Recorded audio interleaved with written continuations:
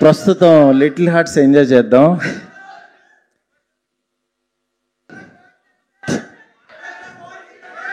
కాదు,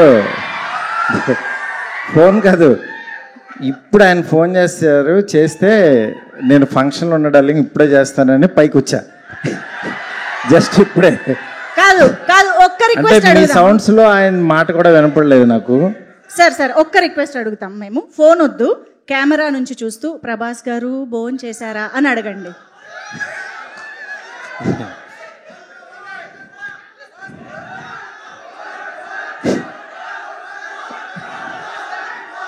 కాదు గురు, నేనేదో మాట్లాడదాం అనుకున్నా. ఒక్క 2 నిమిషాలు.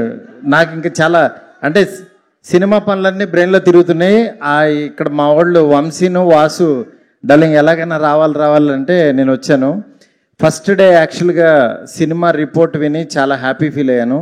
దాని తర్వాత సెకండ్ డే మౌళి నేను నెక్స్ట్ డైరెక్టర్ని పిలిచి యాక్చువల్గా ఆఫీస్లో నేను సినిమా చూడకుండానే వాళ్ళని కలిశాను. ఎందుకంటే నిజంగా వాళ్ళ సక్సెస్ నాకు చాలా ఎనర్జీ ఇచ్చింది.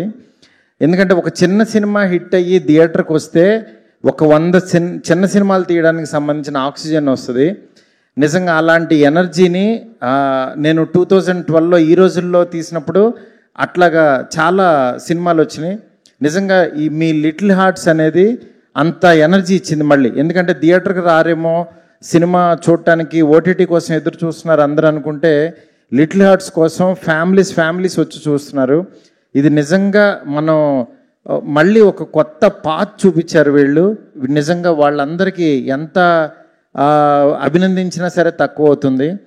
దీనికి యాక్చువల్గా ఈటీవీ నితిన్ రెడ్డి వాళ్ళు, యాక్చువల్గా మా ఫ్రెండ్స్ వాళ్ళు, నిజంగా వాళ్ళందరూ సంకల్ప బలం ఇది.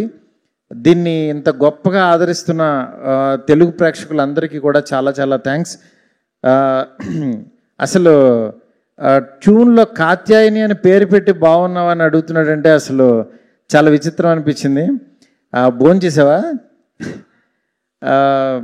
సినిమా చూడని వాళ్ళు అయితే చూడండి, మిస్ అవ్వద్దు. చాలా బాగుంది సినిమా. ఇంతకు మించి నేను చెప్పలేను. రాజ్యసభ అప్డేట్లు ఏమి ఇప్పుడు నేను చెప్పను. ఎందుకంటే నాకంటే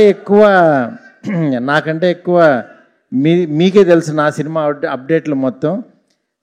సినిమా ఆల్మోస్ట్ మొత్తం అంతా అయిపోయింది, సాంగ్స్ ఉన్నాయి. అందుకని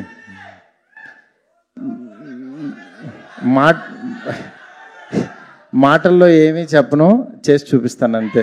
okay, thank you so much. Thank you.